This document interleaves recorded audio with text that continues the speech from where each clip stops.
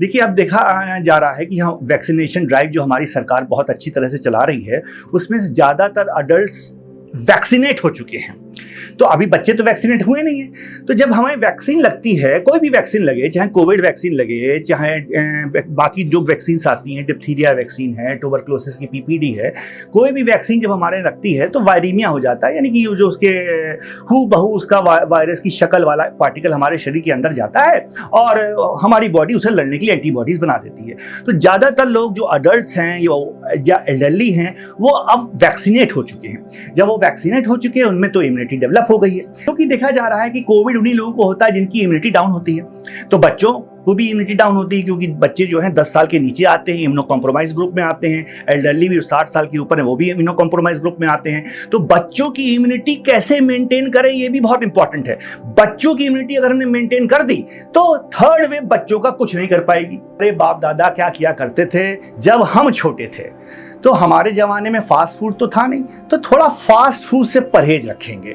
जो भी fast food हमारे बाजार में है उसको बच्चों से थोड़ा दूर रखने की कोशिश करेंगे। कभी कभार दे सकते हैं, ऐसा नहीं है, लेकिन थोड़ा दूर रखने की कोशिश करेंगे। अब ये देखा जाता है जैसे बच्चों का जो इम्यूनिटी पैनल है क्यों डाउन है, तो ये देखा जा रहा है कि हमारे देश में प्राइमरी कॉम्प्लेक्स बच्चों में बहुत होता है। जैसे गले में गांठें पड़ जाती हैं रूरल एरिया में, शहरों में भी बहुत कॉमन है गले में गांठें पड़ जाती हैं। वो भी एक इम्यूनिटी की डिजीज़ है, यानी कि उसकी इम्यूनिटी कम है बच्चे की, जिसकी वजह से उसको यहाँ पर माइकोबैक्टीरियम स्क्रोफुलेशियम एक बैक्टीरिया होता है जो ट्यूबरक्लोसिस से मिलता जुलता है, उसका इन्फेक्शन हो जाता है। और बच्चे का जब यहाँ इन्फेक्शन हो जाएगा, खाना पीना कम हो जाएगा और उसकी जो है वेट भी कम हो जाएगा और उसकी इम्यूनिटी डाउन हो जाएगी। तो ऐसे बच्चों को खतरा होता है। बच्चों को पेट में कीड़े भी बहुत होते हैं। गाँव देहात में बच्चे नंगे पैर चलते हैं तो वहाँ हुकवर्म हो जाता है, एनीमिया हो जाता है, क्योंकि हुकवर्म जो होता है पेट में आंतों में जाकर खून को चूसता है और हीमोग्लोबिन कम हो जाता है। इसलिए हमारे देश में आयरन डेफिशिएंसी एनीमिया बहुत कॉमन गांव देहात में है। और आयरन डेफिशिएंसी एनीमिया होगा यानी आरबीसी की ताकत कम होगी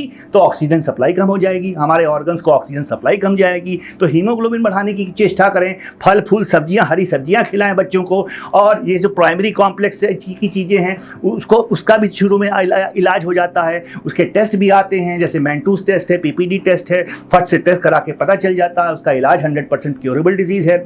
इस तरह से इम्यूनिटी बढ़ सकती है। और ये भी देखा गया कि हमारे बच्चों में हाइपोथायरॉयड की समस्या बढ़ रही है। क्यों बढ़ रही है? क्योंकि गैंजेटिक प्लेन में हम लोग रहते हैं और ये जो गैंजीज का जो वाटर होता है उसमें आयोडीन डेफिशिएंट होता है। इसलिए घेंगा हमारी पहले बहुत पुराने जमाने से चला आ रहा है कि घेंगा होता था।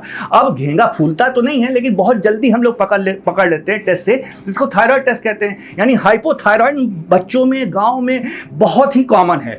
इतना कॉमन है कि मतलब ये भी सर्वे करती है, देखा जाता है कि 100 में से 4-5 लोगों को रूरल साइड में हाइपोथायरॉयड पाया जाता है, जबकि वो कुएं का पानी भी पीते हैं, लेकिन गैंजेटिक बेल्ट है, आयोडीन डेफिशिएंसी है। तो आयोडीन रिच प्रोडक्ट्स खाएंगे। आयोडीन रिच प्रोडक्ट कौन से होते हैं? जैसे सिंघाड़ा आजकल आ रहा है, सिंघाड़ा खाएंगे। अगर आप नॉन वेजिटेरियन हैं तो फिश खा सकते हैं। आयोडीन की मात्रा बढ़ाएंगे यानी थायराइड फंक्शन अच्छा होगा, मेटाबॉलिक अच्छी होगी, खाना अच्छी तरह से टूटेगा, ऑक्सीजनेशन अच्छा होगा, हमारे ऑर्गन स्वस्थ हो जाएंगे, इम्यूनिटी बढ़ जाएगी। तो इस तरह से हम हाइपोथायरॉयड ठीक कर सकते हैं। यानी कहने का मतलब है कि बच्चे जिन जिन चीज़ों से एक्सपोज होते हैं, जैसे कीड़े हो गए, एनीमिया हो गया, हाइपोथायरॉयड हो गया, प्राइमरी कॉम्प्लेक्स हो गया, वो बच्चों के डॉक्टर के पास जाके उसकी जांच करा के उनको पहले से ही स्वस्थ कर देंगे और इनरिच्ड खाना खिलाएंगे। अगर विटामिन डी की कमी है तो इनरिच्ड विटामिन डी देने की कोशिश करेंगे। और विटामिन डी की कैप्सूल्स भी आते हैं, इंजेक्शंस भी आते हैं, B12 भी लगवा सकते हैं। और इस तरह से बच्चों को बीमारी होने से पहले ही स्वस्थ करेंगे, जिससे कि इम्यूनिटी की नंबर 1 हो जाए और उनको इस वेव से सदा के लिए मुक्ति मिल जाए। जय हिंद।